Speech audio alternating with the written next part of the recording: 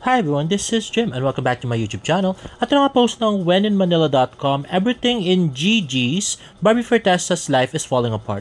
Pero magbabagong lahat dahil when Mauricia Eugene Domingo invites her to enroll at Contrabida Academy. Contrabida Academy is coming to Netflix this September 11. Watch the trailer here. Ayun na nga.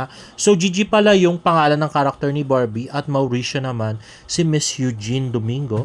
At next ay post sa IG ni Miss Barbie Fortesa, don't miss your chance to glow with Silka Green Papaya Lotion. At yun nga, nagbigay sila ng codes and links for Shopee, TikTok, Lazada para magkaroon kayo ng discounts, 10% discount, okay? So makikita nga yung post na yan sa FB at saka Instagram. And hanap ako pretty si Miss Barbie Fortesa na super duper puti, grabe. The whitest. Si Snow White natin. At next naman ay post ng Barbinatics, McDonald's fans, market calendars, catch your favorites, Heart Evangelista, Barbie Fortesa and David Licauco live at Glorieta Activity Center on August 21, 1 p.m. for an exciting McDo event you won't wanna miss. Comment here. Love mo ang McDo? May point yan. Comment why you love McDo and get a chance to see Heart Evangelista, Barbie Fortesa and David Licauco August 21, 1 p.m. at Glorieta Activity Center. Ay na guys, so sa Facebook tayo magko-comment. At yes naman ay DTT Show Tarayan Talakayan Showbiz Edition August 17. At na-feature nga si David. Let's watch this. Ito na tayo. Kay David Licauco naman na naglulumandi sa Siargao. Party-party. Chill-chill. May picture pa siya nakahubad baro. At doon daw, may nasilayan. Ano ang nasilayan kay David Licauco sa Siargao, Mars? Parang he is in a clandestine relationship. Kasi hindi pa booking. Pero netizens were speculating that he was with his girlfriend. The name of which is itatago natin sa pangalan Alex Manalang. Sure, parang Alexandra, parang gano'n. Akala ko Alex Manalang, tapos lalaki yung jowa ni David. Hindi, babae. Mas panalo kung lalaki, David. Mistisa. Alex. Grabe naman sa makalalaking jowa. So parang mga Alexa, Alexandra, diba, Alexandra, whatsoever. So, ito naman jowa sa dalim na to ni David Licauco. Nung panahon pa na ni Barbie Fortesa, andyan na siya. Hindi lang maamin-amin kasi akala nila sisikat na major way ang Barda. Aray ko? Nagre-react nga ang Barda. Wala nang Barda, tumigil kayo. Si Barbie naka-move on na, nakikipag-hold the hands na kay Jameson Blake. Na-shoot tayong lahat na pink ang nipples. Diba? Diyos ko. At Oo guys, naka-move on na nga si Barbie, no? Wala nang real lang ang Barda at hindi real. At yung tungkol kay Jameson Blake, well, kayo nang bahala mag-decide, guys. sa lahat, mas marunong umarte si Jameson Blake. Kay David Licauco, di ba? Alam mo kung sino magiging bagong kapartner ni David Licauco sa kanyang bagong action drama? Sino? Si Jillian Ward. Sa anong action drama? Basta may bagong action drama. I don't know the title yet. Tondo? No. The Hari ng Tondo, I think is going to Ruru. Never Say Die po yung pamagat, guys. To Ruru Madrid. But they have a new action drama na hindi ko alam kung Prime or Afternoon Prime.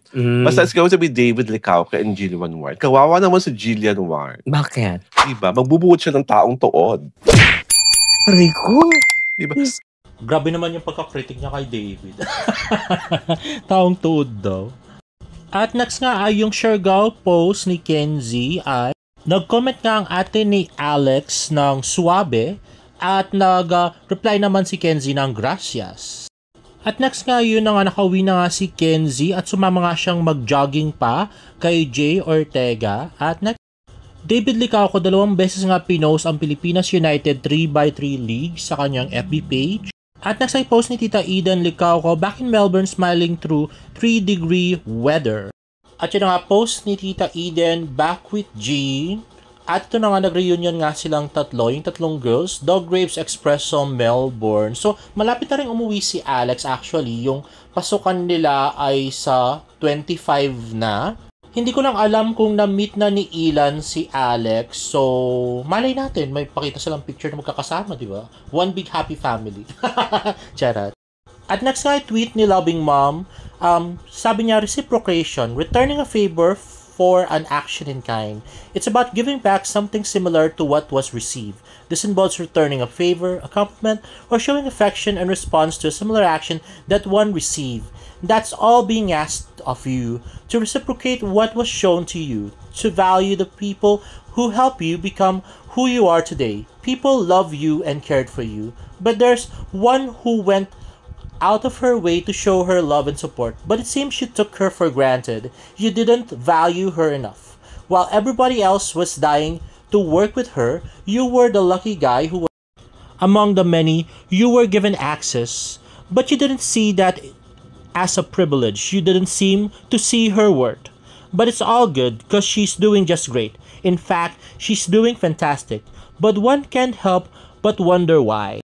Why now? It seems that your timing is so off. So many good things are going for both of you. So many things to look forward to. You didn't care if you hurt the very people who were there for you. All they asked is honesty, but it was so hard for you to give. We weren't asking for too much, are we? When you were the one who started all of this, you led us into thinking that there was something. You played with our emotions and slapped us with your version of reality. It hurts and a bit insulting to think that you never valued us as much as we value you. We're all grown-ups here. We can handle the truth. I guess what we can't help grasp is why you did lead us into believing that there was something when you very well know that there was nothing. That's deception. And friends don't deceive each other. If you consider us as friends, you would have thought about our feelings. But sad to say, you underestimated us. You took us to the highest peak, then pushed us off the cliff. We never asked you to lie.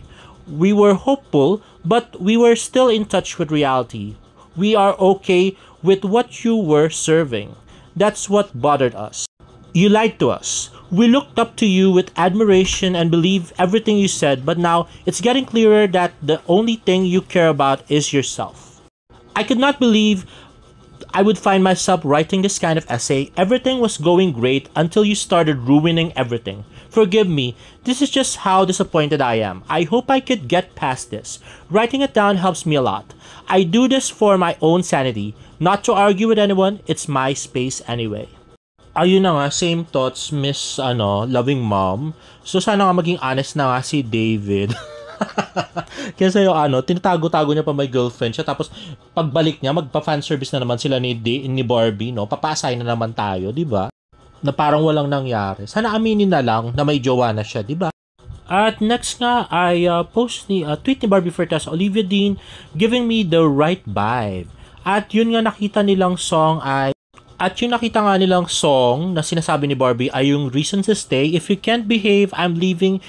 If you leave me, no reason. If you say you love me, don't go play on my mind. If you promise me, you'll better keep it.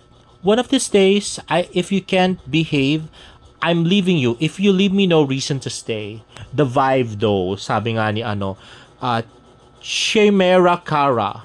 At on target, sabi naman ni Loving Mom.